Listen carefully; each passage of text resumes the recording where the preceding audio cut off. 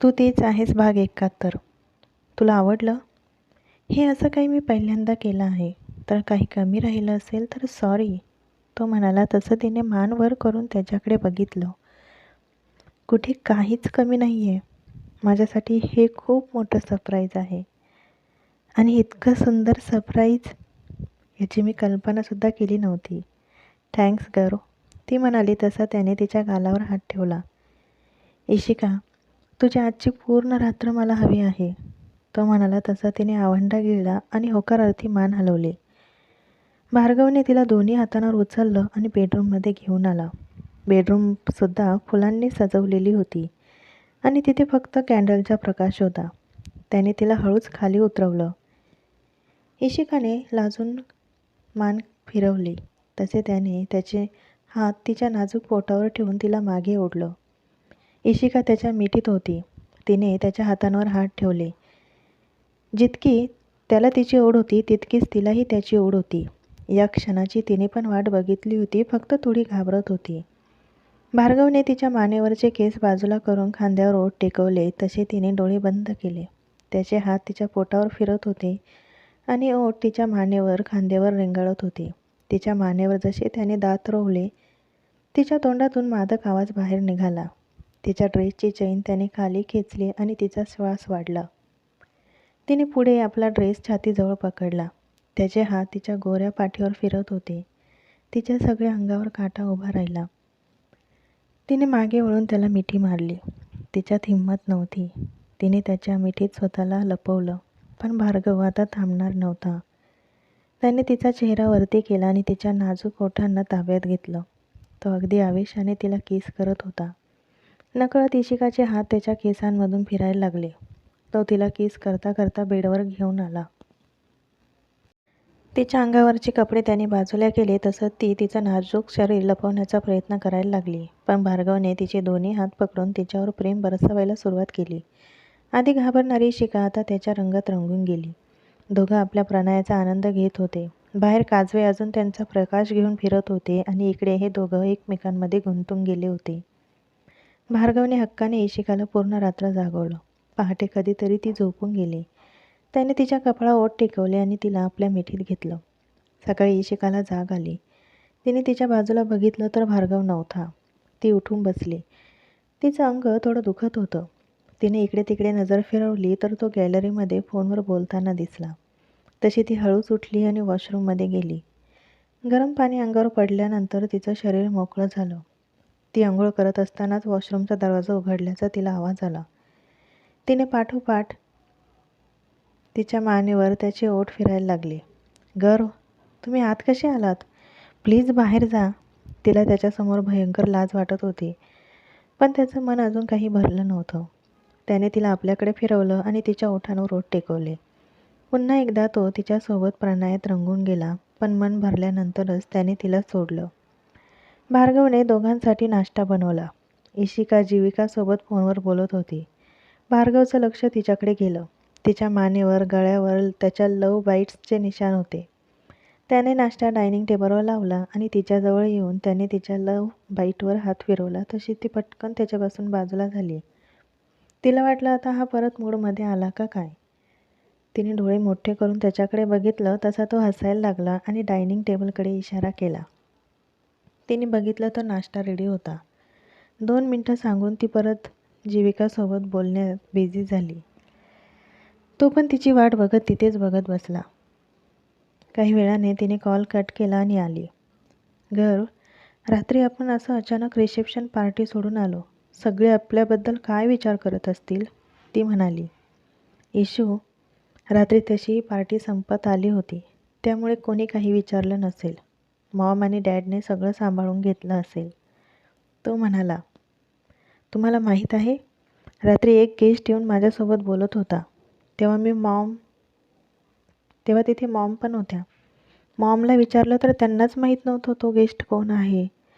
नंतर सांगितलं को तो त्यांच्या एका थोड्या दूरच्या भावाचा मुलगा आहे. मॉमला आपले नातेवाईक माहीत नाही का? तिने विचारलं. डॅडने नेहमी मॉमला प्रोटेक्ट करतो. या बिझनेसमध्ये शत्रूही खूप झालेले असतात. त्यामुळे त्याला तिला गमावण्याची भीती वाटते. म्हणून तो मॉमला जास्त कुठे घेऊन जात नव्हता आणि स्पेशली तर जास्त लोकांमध्ये तो कधीच नेत नव्हता. तो तिला जिथे घेऊन जायचा तिथे फक्त ते दोघं असायचे. त्यामुळे तिला जास्त नातेवाईक माहीत नाही आहे. आणि सुरुवातीला त्यांचं लग्न झालं तेव्हा तिची कंडिशनही ठीक नव्हती. हे असं पूजा, रिसेप्शन, पार्टी वगैरे काही झालं नव्हतं. थोडेफार नातेवाईक आहे जे घरी येतात त्यांच्याशीच तिची ओळख आहे. बाकी जास्त तिला काही माहीत नाही, त्याने सांगितलं. पण असं शत्रूंच्या भीतीने आपल्याच लोकांपासून त्यांना लांब ठेवलं. त्यांनाही वाटत असेल ना एखाद्या फंक्शनमध्ये जावं, सगळ्यांशी ओळख करून घ्यावी, ती म्हणाली. तिलाही खूप वाटतं, पण डॅडचा स्वभाव खूप स्ट्रिक्ट आहे. तो थोडाही तिच्या बाबतीत काही सहन करणार नाही. आणि असा एक शत्रू होता जो स्पेशली डॅडला त्रास देण्यासाठी मॉमला नुकसान पोहोचवू शकत होता. आणि तेव्हा तो कोण होता ते माहीत नव्हतं, म्हणून डॅडला तिची काळजी वाटायची. कदाचित याच काळजीमुळे तो तिला घरात बांधून ठेवत आहे, हेही त्याला समजत नव्हतं. पण आता तो शत्रूच राहिला नाही आहे, त्यामुळे जास्त नाही पण थोडीफार मॉमला मोकळीक मिळाली आहे. तो म्हणाला. इशिकाने विराजला बघितलं होतं. तो नेहमी काजलच्या आसपासच राहायचा आणि स्पेशली जास्त लोक असले तर. इकडे अंशुमनचा आज ऑफिसला पहिलाच दिवस होता. तो लवकर तयार झाला आणि आपल्या परीकडे गेला. त्याला सूट बूटमध्ये बघून तर कुमुदिनी शॉक झाली. एकदम जबरदस्त दिसत होता. नजर लागावी असा. ती आपल्याला बघत आहे हे बघून तो झाडावरच चढला होता.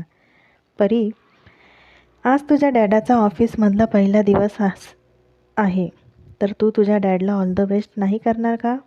त्याने तिला उचलून घेतलं तशी ती त्याच्या गालावर हात फिरवायला लागली. जेव्हा कधी तो असा डॅडा बोलायचा तेव्हा कुमुदिनीला पोटात गुदगुल्या झाल्यासारखं वाटायचं. मम्मा बघ आपल्याकडे कशी बघतीये. कदाचित तिला आज तुझा डॅडा जास्त आवडला आहे वाटतं. तो हळूच परीला डोळा मारून म्हणाला तशी कुमुदिनी भानावर आली. अंशू काही काय बोलतोस? तिने नजर फिरवली आणि परीचे कपडे काढायला लागली. तिची आंघोळ करण्याची वेळ झाली होती. मम्मा, डॅडाला खोटा खोटा राग दाखवते. तिला डॅडा आवडतो पण बोलायला घाबरते. आता दिवसभर मी नाही आहे तर मम्माला डॅडचा विचार करायला सांग. डॅडाचं तुमच्यावर खूप प्रेम आहे. चल बाय, आता मी निघतो, मला उशीर होत आहे. तो त्याच्या छोट्याशा परीसोबत बोलत होता आणि तीसुद्धा अशी ऐकत होती जसं तिला खूप काही समजत होतं. त्याने तिला हळूच बेडवर झोपवलं आणि तिच्या कपाळावर ओठ टेकवले. तिथेच बाजूला कुमुदिनी उभी होती. त्याने एकदा तिच्याकडे बघितलं. कम्मू, नीट विचार कर परीच्या डॅडाचा, तो तिला म्हणाला तसं तिने त्याच्याकडे बघितलं. तो गालात हसत निघून गेला. कुमुदिनी परीजवळ बसली आणि तिला दूध पाजायला लागली. परी, तुझ्या डॅडाला समजत कसं नाही आहे? ते एका अशा मुलीच्या प्रेमात पडले आहे जी कोणाची तरी विधवा आहे, एका मुलीची आई आहे. मला त्यांचं आयुष्य बर्बाद करायचं नाही आहे. त्यांच्याशी लग्न केल्यानंतर खूप लोक त्यांच्यावर प्रश्न उठवतील, जे तुझ्या मम्माला अजिबात सहन होणार नाही. तिच्या डोळ्यात पाणी आलं. तिने डोळे बंद करून दूध पिणाऱ्या परीकडे बघितलं आणि तिच्या डोक्यावरून हात फिरवला. अंशुमन सगळ्यांचे आशीर्वाद घेऊन आरवसोबत ऑफिसला गेला. त्यात फक्त आरव 2-3 दिवस त्याच्यासोबत होता. त्यानंतर तोही आपल्या हनुमूनला चालला होता. मग एवढ्या 2-3 दिवसात त्याला खूप काही गोष्टी शिकून घ्यायच्या होत्या. तसं तर गौरव आणि अग्नेय त्याच्या मदतीला होतेच, पण तरीसुद्धा त्याला जेवढा आरव दादाचा सपोर्ट मिळायचा तेवढा या दोघांचा मिळत नव्हता. काही चुकलं तर अग्नेय तरी समजून घ्यायचा, पण गौरव त्याच्यावर लगेच ओरडायचा. आरवने त्याची सगळ्यांसोबत ओळख करून दिली. आरवचं लग्न झाल्यामुळे तिथल्या मुलींचा मूड ऑफ झाला होता, पण अंशुमनला बघून त्या त्याच्यावर फ्लॅट झाल्या. मुलींची नजर त्याच्या लक्षात येताच तो लगेच त्याच्या कॅबिनमध्ये पळाला. 2-3 दिवसांनी आरव कीर्ती हनीमूनला गेले. आरव कीर्ती त्यांचा हनीमून मस्त एन्जॉय करत होते. बाकी सगळे इशिकाकडे गेले होते. घरी फक्त कुमुदिनी, अंशुमन आणि परीच होते. 4 आजोबा आजी होते, पण ते जास्त काही बाहेर येत नव्हते. 4 आजी आजोबा कोण आहे हेच वयोवृद्ध सहस्त्रबुद्धे. आज हनीमूनचा शेवटचा दिवस. दोघांनी आज एकमेकांसोबत भरपूर वेळ घालवला. एकदा परत गेल्यानंतर आरव बिझनेसमध्ये आणि कीर्तीचं पुढचं शिक्षण दोघांनाही पाहिजे तसा एकमेकांसाठी वेळ मिळणार नव्हता. त्यामुळे ते हनीमून एन्जॉय करून घेत होते. दिवसभर आरव आणि कीर्ती बाहेरचे काही पर्यटन स्थळ बघून परत आले. आरव तिला उचलून रूममध्ये घेऊन आला होता. रूममध्ये आल्यानंतर त्याने तिला बेडवर झोपवलं आणि तो तिच्यावर आला. परत एकदा ते एकमेकांमध्ये गुंतून गेले. आरव कीर्तीला खूप समजून घेत होता. तिला सांभाळून घेत होता. तिला त्रास होणार नाही याची काळजी घेत होता. तो तिच्यावर खूप प्रेम करत होता. कीर्ती रोज नव्याने त्याच्या प्रेमात पडत होती. हनीमूनचा शेवटचा दिवस एन्जॉय करून ते घरी परतले. आरव नसताना सुद्धा अंशुमनने बिझनेस अगदी व्यवस्थित सांभाळला होता. म्हणतात ना, पाण्यात पडल्याशिवाय पोहता येत नाही, तसं झालं होतं अंशुमनचं. आधी नाही म्हणणारा अंशू काही दिवसातच कामामध्ये चांगला रंगला होता. त्याची दिवसाची सुरुवात त्याच्या परीपासून व्हायची आणि दिवसाचा शेवटसुद्धा त्याच्या परीवरच होत होता. त्याला बघितल्याशिवाय तो घरातून बाहेर पाऊल टाकत नव्हता. आल्यानंतरही तिला बघितल्याशिवाय त्याचा मूड फ्रेश होत नव्हता. आरव त्याच्यावर खूप खुश होता. त्याने सगळं योग्य पद्धतीने सांभाळलं होतं. इशिकाला भेटून सगळे परत आले. तिचं मस्त चालू होतं. मधून आजीसाहेबांची खोड काढायची, पण ते आता तिला रागवत नव्हत्या. त्यांनी स्वतःला भरपूर चेंज केलं होतं. आणि भार्गवचं तर विचारूच नका. त्याला इशिकाशिवाय दुसरं काहीच सुचत नव्हतं. तो तिची हर प्रकारे काळजी घ्यायचा.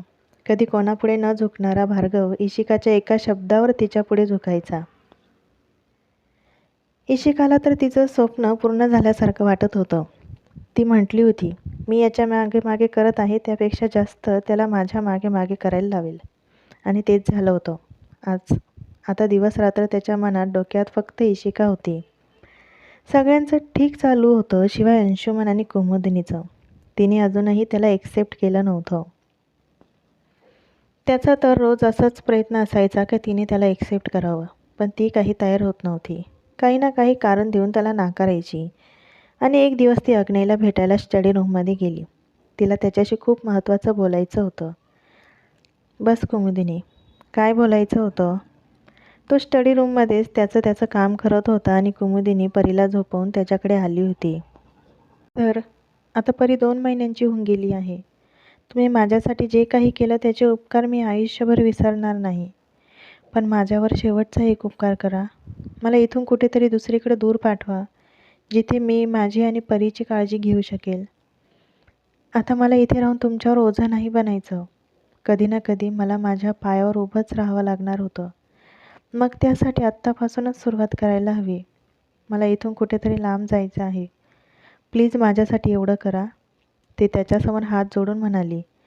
ती इथून दूर जायचं म्हणत होती. तो तिला पाठवू शकत होता, पण ती आणि परी गेले तर अंशूचं काय? तो तर पूर्णपणे त्यांच्यामध्ये अडकून गेलेला होता. त्या नसतील तर त्याच्या मनावर किती मोठा परिणाम होईल या गोष्टीने त्याला टेन्शन आलं, पण तिला थांबवण्यासाठी तो जबरदस्ती करू शकत नव्हता.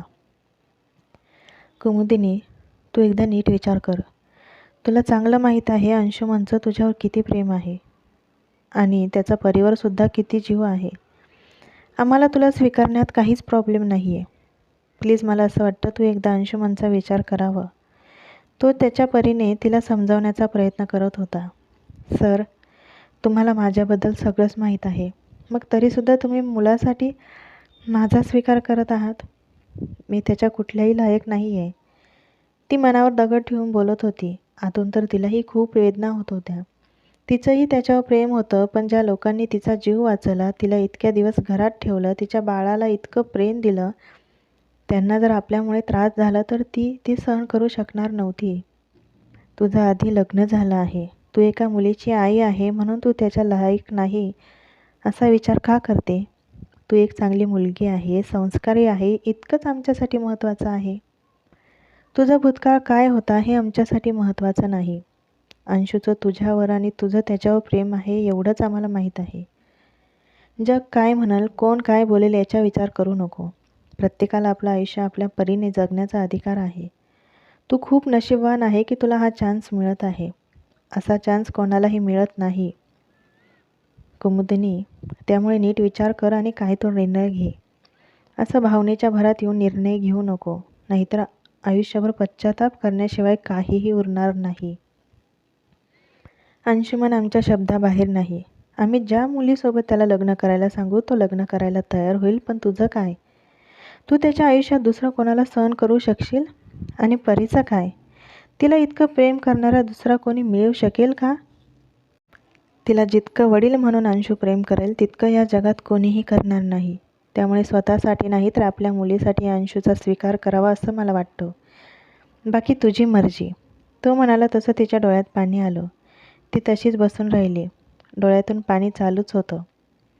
आजचा भाग इथेच संपत आहे. लवकरच भेटूया पुढच्या भागात. चॅनलला सबस्क्राईब केलं नसेल तर सबस्क्राईब करा आणि व्हिडिओला लाईक करायला विसरू नका.